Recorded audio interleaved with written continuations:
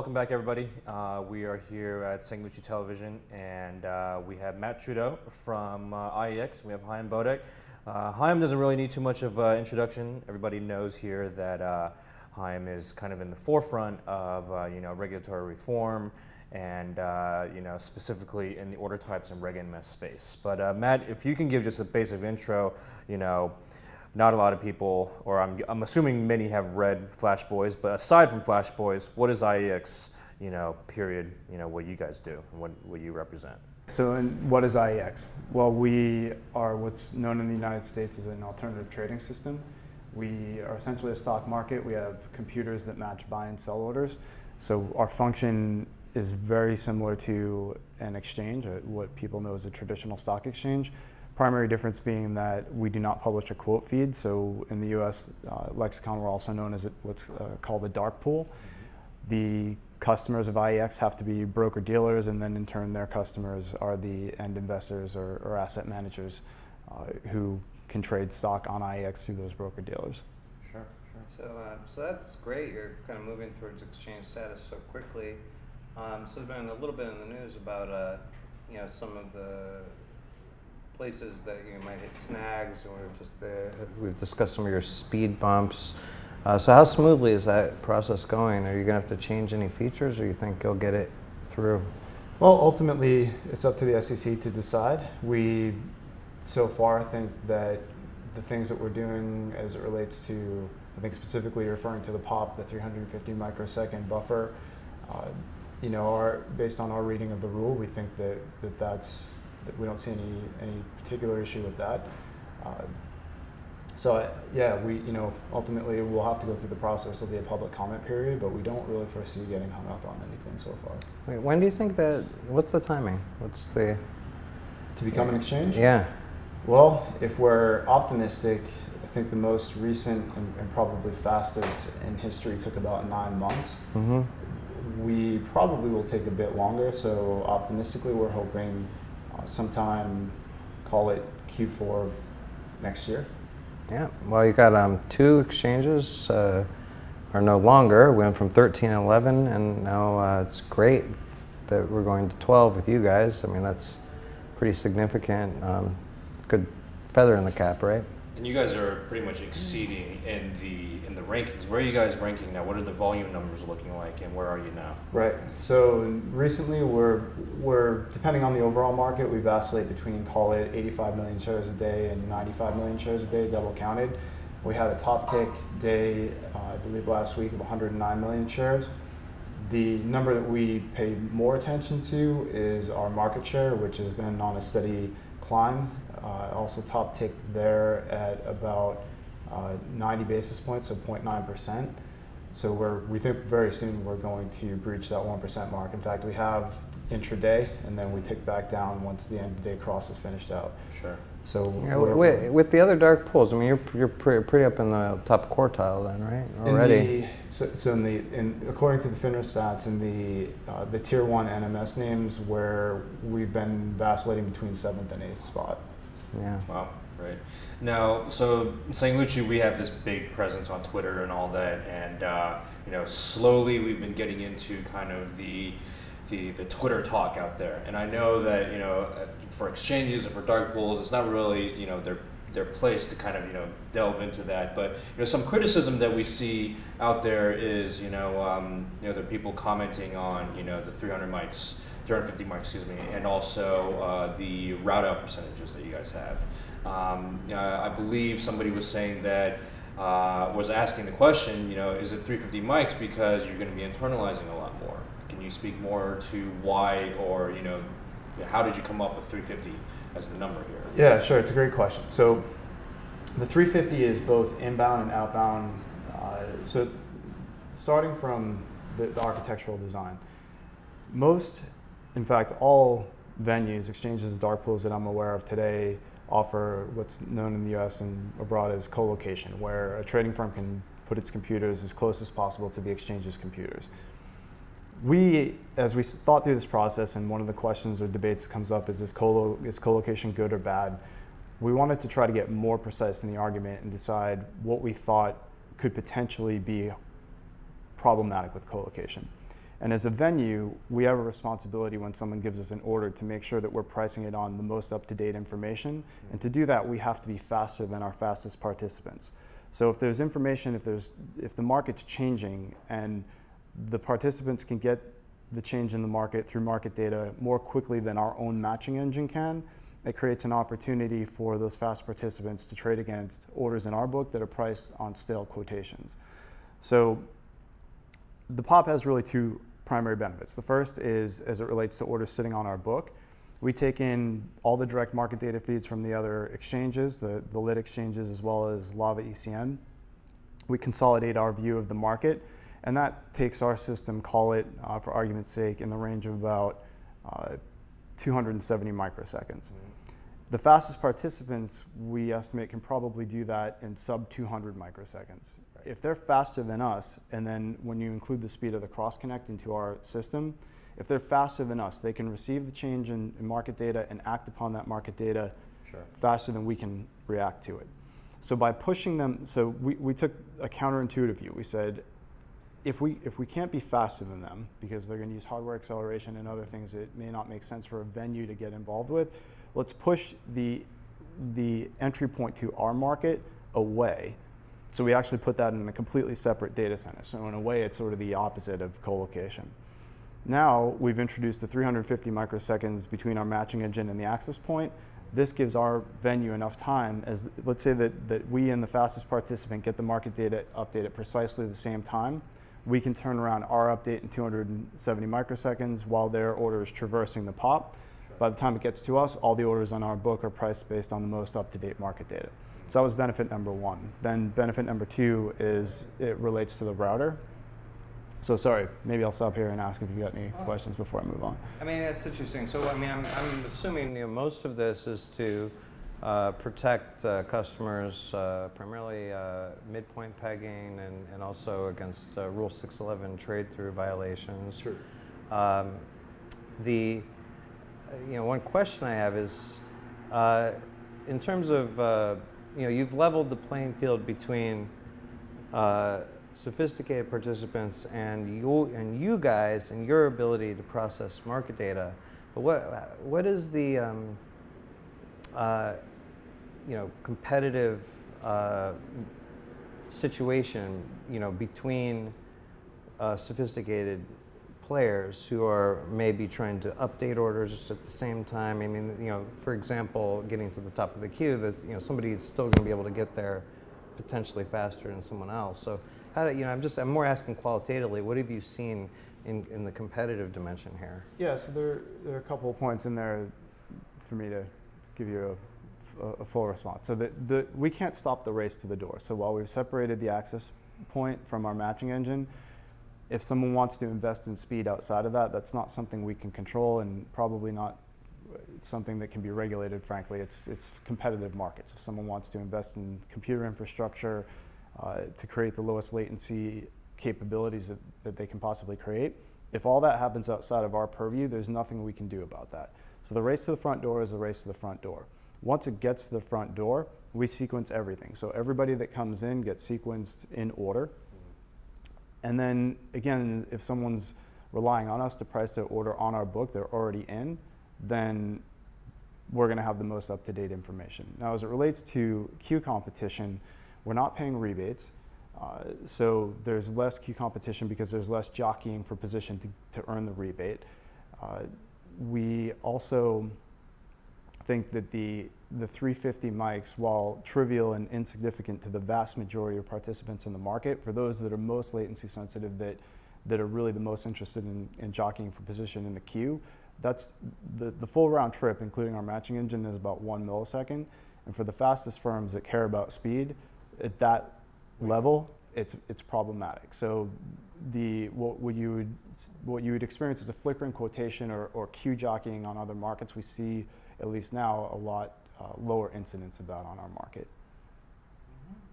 Now, so this is a really good way to segue into the recent overhaul in general market structure and also regulatory space. So obviously the SEC, trading markets and enforcement are doing both their jobs, and there's exchanges getting eliminated, fines being levied, and we're here at a point where it looks like we're going to be coming at an inflection with Reg NMS in general.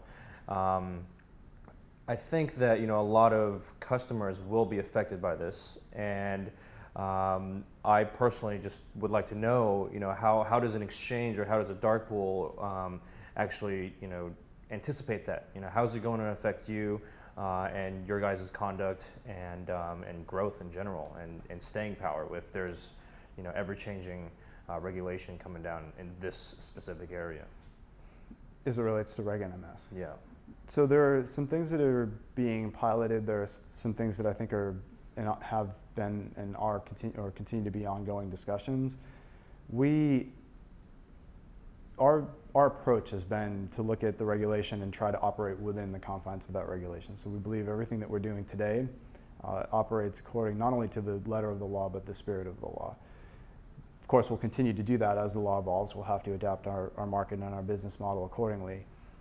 Ideally, if there is going to be regulatory change, our view is that it should focus on transparency. So there needs to be room for competition. There needs to be room for different business models. It's not one size fits all.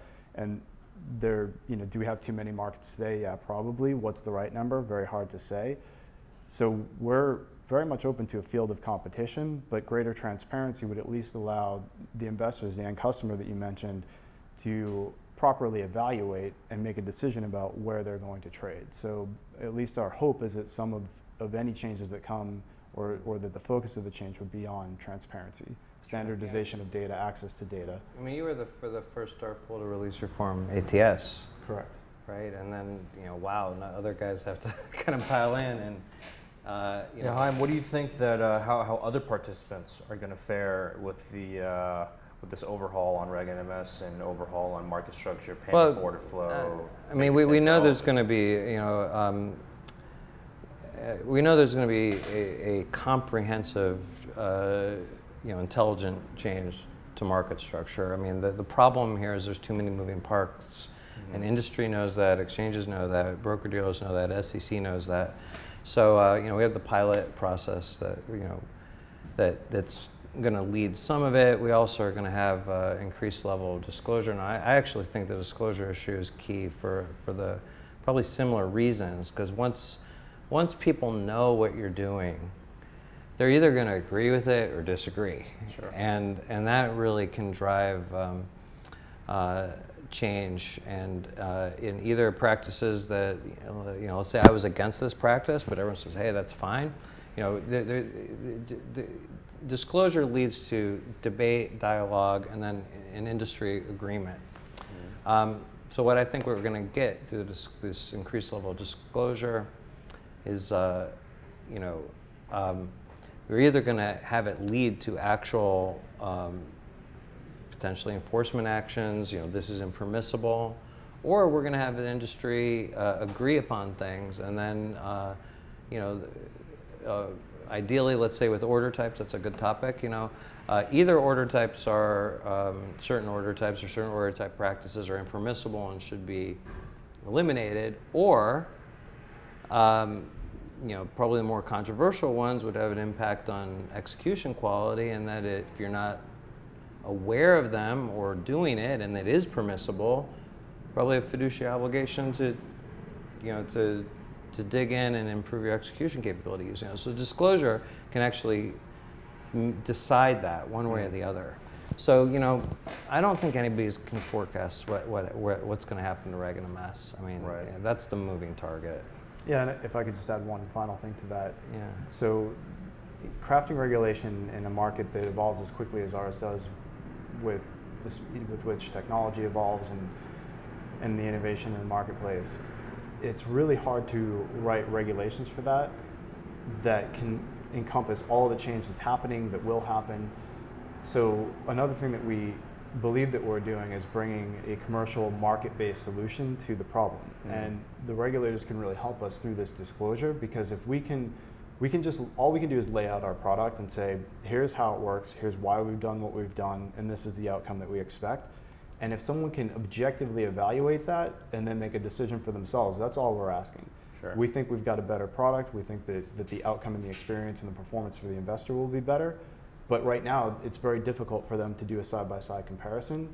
Form ATS is a good example of one way that we tried to get that process started.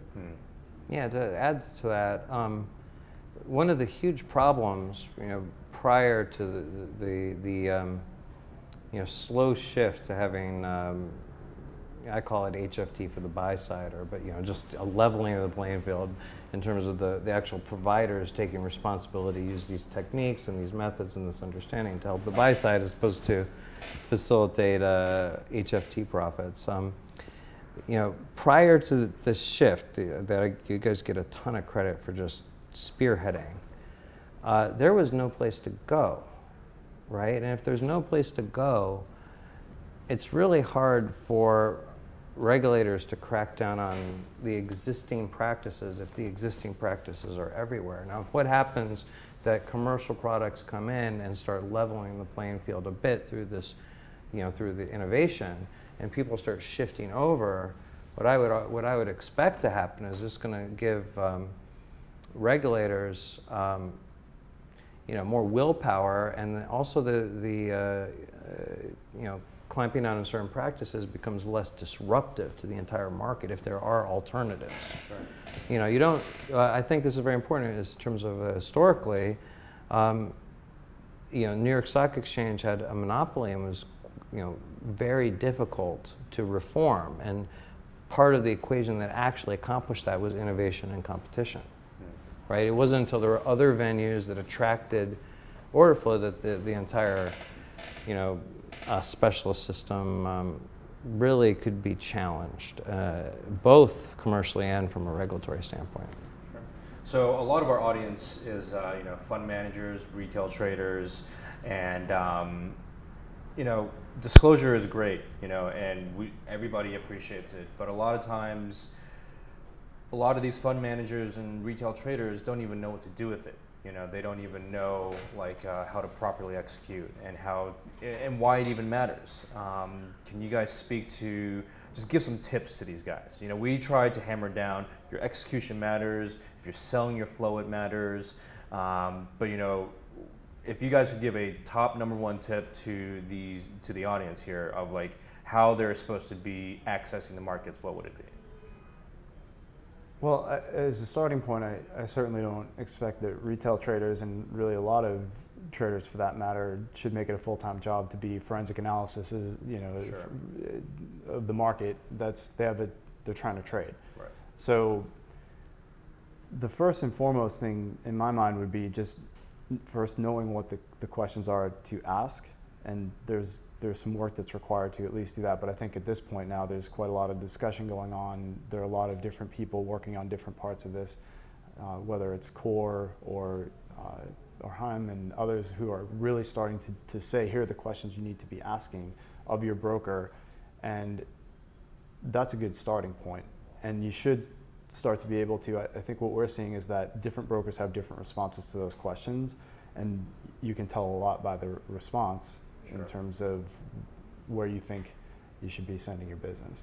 Yeah, I mean, without naming them, there were a couple brokers that, said that they did not want to provide an option to route to IEX, and there was others that immediately did it a week after. Yeah, and it's very interesting because you look at it and you ask why, and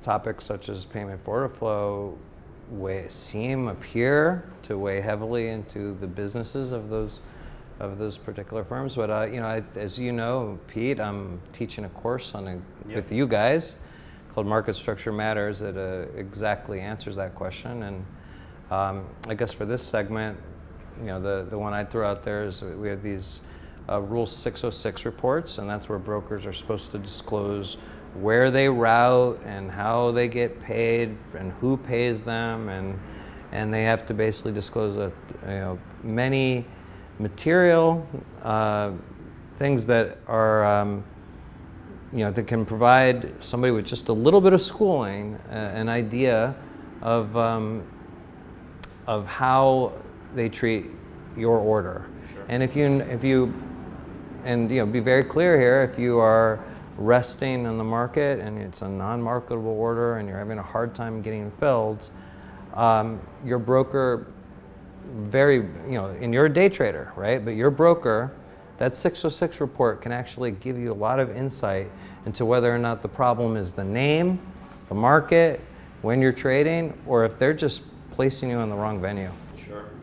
On a final note here, with all the regulatory reform and, with these different pilots out there, where do you see the markets? It almost feels like, exchanges are coming and going, all the scrutiny on dark pools, ivory tower participants are probably, up in arms right now with, the landscape. How do you see the future of the markets at this point? Are we taking steps back? Are we making steps forward? Are we making a lateral move? Are we actually evolving here? What is the outcome in the next year and a half, 2 years for market participants? So I think Haim made an interesting reference to what I think was the first wave of ECNs in the late 90s and early 2000s, where the New York Stock Exchange monopoly was broken and competition was brought into the market. And I see this as an iterative process. So that was an iteration. Technology started to replace some of the previous ways of doing business. Market structure changed, new rule set came into play. Now we're having an opportunity as an industry to take stock and say, what worked from that set of changes, what didn't work, and then let's keep this process moving forward to ever perfect the market. While we may never reach that point, we're always working towards it. I think my view is that some of the structural inefficiencies that we see in the market today have provided, in some ways, a form of subsidy to venues that otherwise would not be commercially viable. Sure. So if we are able to create some of the disclosure where venues can be properly analyzed, if we can close some of those structural gaps, then the market, I would hope and expect, would contract to something that represents a more balanced or natural level of competition where you have a smaller number of higher quality venues, which actually I think reduces the complexity and cost for everybody and probably a lot of the risk in the system that right now is just to some extent become overgrown. Sure. Yeah, well, I'd like to bring up a whole other dimension that's not really technical or competitive, or it could be seen as competitive, I guess. And again, I'm going to say that IEX is definitely an innovator along the lines I'm going to explain, is that we have a moment right now in the market structure community where a firm, IEX, that does not actually have retail clients, that serves brokers and brokers that are, have very well-established relationships and order routing behavior. You have an exchange or soon-to-be exchange that is actually directly engaging the retail investor. Right? Flashboys was significant in that it brought that inner world to the retail investor and provided that insight, and we can't go back. So what is interesting about it is that there's in my case, this is an issue for me also. When I started becoming public and working with you guys and having more of a retail focus, I got a lot of negative response from the industry because we don't do that. We don't speak to the public. Well, now the public is becoming aware and is trying to make decisions. And so I think what we're going to see now is, whether we like it or not as an industry, markets are going to have to justify themselves. Even brokers that only do broker-to-broker business, all of the plumbing that was behind the scenes, that was never challenged, is now going to have to justify itself to the end consumer. And what that really, called a takeaway here, what we're basically seeing now is that quantitative trading and high-frequency trading and order routing is moving from the world of pure technology and call it, innovation and elitism and edge extraction. It's moving from that world, and it's being forced to become, a service for consumers. So it's a little bit like there was one point in time where, let's say, the computing industry was its own world, closed off, and then, it had to become consumer. So, IEX, in a sense, is especially from a branding standpoint, as a consumer exchange, and that's really interesting, actually. You know? And on that note, really appreciate you guys coming out on this hot summer day here. Hopefully, we'll see more productization and you know, more news on, you know, the regulatory reform, and also, you know, good luck to IEX moving on up. And just wanted to let everybody know that there are a number of projects that we work on, and we are going to be connecting to IEX at the end of this month, guys. Thank you very much.